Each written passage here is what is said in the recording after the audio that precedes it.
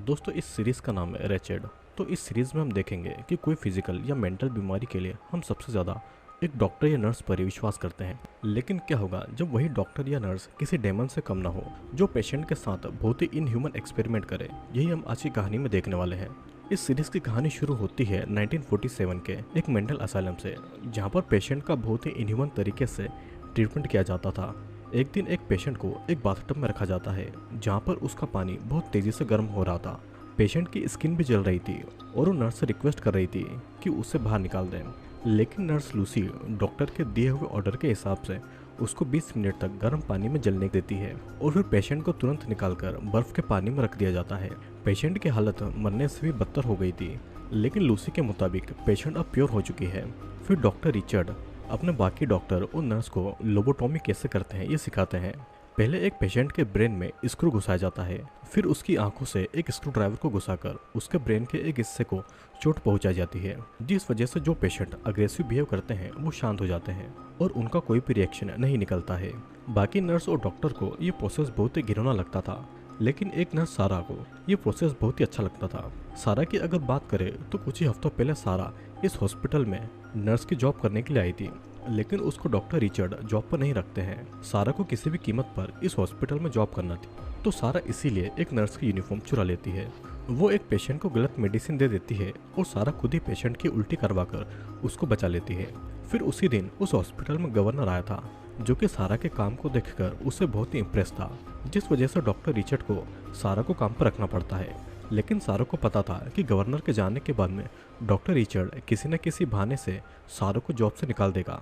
तो इसीलिए सारा एक डिप्रेशन वाले पेशेंट को बताती है कि एक चाकू डॉक्टर रिचर्ड के केबिन में है।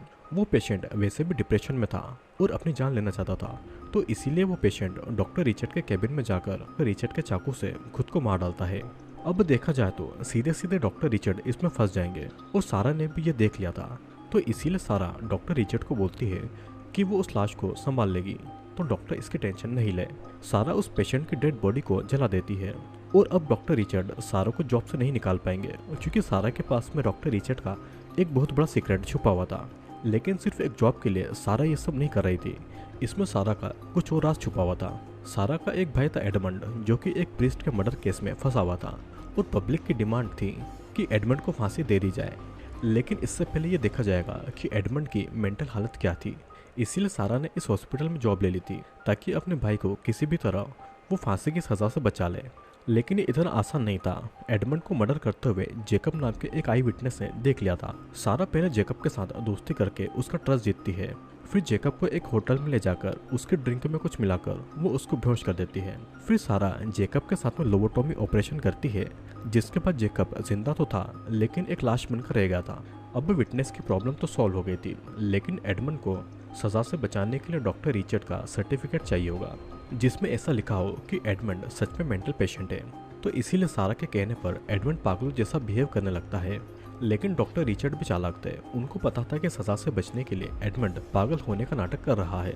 तो इसीलिए डॉक्टर रिचर्ड को अपने हिसाब से काम करवाने के लिए सारा को डॉक्टर रिचर्ड के बड़े सीक्रेट का पता लगाना होगा। सारा को पता लगता है कि कुछ साल पहले कैमिलिया नाम की एक अमीर औरत ने अपने मेंटली डिसेबल बेटे जेक का इलाज करवाने को कहा था। जेक और डॉक्टर रिचर्ड एक दूसरे से बातें कर रहे थे और जब डॉक्टर रिचर्ड का ध्यान कहीं और पर था तो जेक उनकी ड्रिंक में नशे की दवा मिला देता है। लेकिन गलती से डॉक्टर रिचर्ड के साथ साथ जेक भी बेहोश हो जाता है। जेक को जब होश आता है तो उसके दोनों हाथ और दोनों पाँव डॉक्टर रिचर्ड ने नशे में काट देते, जिसके बाद डॉक्टर रिचर्ड वहां से भाग जाते हैं और कैमिलिया डॉक्टर रिचर्ड से बदला लेने के लिए जॉर्ज को डॉक्टर रिचर्ड को ढूंढने का काम देती है। इस इंसिडेंट्स पर सारा अपना प्लान बनाती है और जॉर्ज को डॉक्टर रिचर्ड के हॉस्पिटल का एड्रेस दे देती है और डॉक्टर रिचर्ड को भी जॉर्ज कब आएगा ये बता देती है। उस रात जॉर्ज हॉस्पिटल आता है डॉक्टर को पकड़ने के लिए, लेकिन डॉक्टर जॉर्ज के सर पर अटैक करके उसको बेहोश कर देता है। जॉर्ज की जब आंखें खुलती है तो वो एक बाथटब में था और डॉक्टर रिचर्ड बाथटब के पानी को गर्म कर देते हैं और जॉर्ज उस गर्म पानी में जलने लगता है।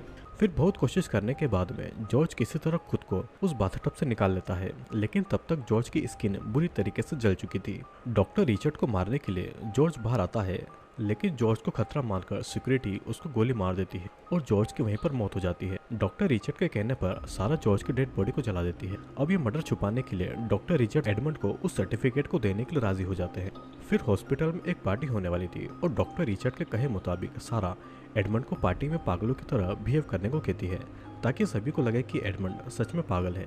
लेकिन एडमंड का कुछ और ही प्लान था। हॉस्पिटल की एक नर्स केट के साथ में एडमंड रिलेशनशिप में था और दोनों यहाँ से भागकर अपनी नई जिंदगी को शुरू करना चाहते थे। इसीलिए अगले दिन पार्टी में एडमंड सिक्योरिटी गार्ड को मार डालता है और उसी गन से केट सबको डराती है और दोनों वहाँ से भाग जाते हैं। फिर रात के समय दोनों एक अबेंडन घर में रुकते हैं, लेकिन अगले दिन पुलिस वहाँ पर आ चुकी थी। केट पुलिस पर गोली चलाने वाली थी, लेकिन पुलिस की गोली से केट की ही मौत हो जाती है और एडमंड को अरेस्ट कर लिया जाता है। अब पब्लिक डिमांड की वजह से गवर्नर डिसाइड करते हैं कि एडमंड पागल हो या ना हो, उसे इलेक्ट्रिक्यूटेड करके मौत की सजा दी जाएगी। एडमंड की सजा कैसी होगी ये पब्लिक को दिखाने के लिए गवर्नर पहले एक दूसरे कैदी को इलेक्ट्रिक चेयर पर बैठाकर उसको इलेक्ट्रिक शॉक देता है और इलेक्ट्रिक शॉक इतना ज़्यादा भयानक था कि उस क्रिमिनल की बॉडी पर आग लग जाती है और वहीं पर मारा जाता है।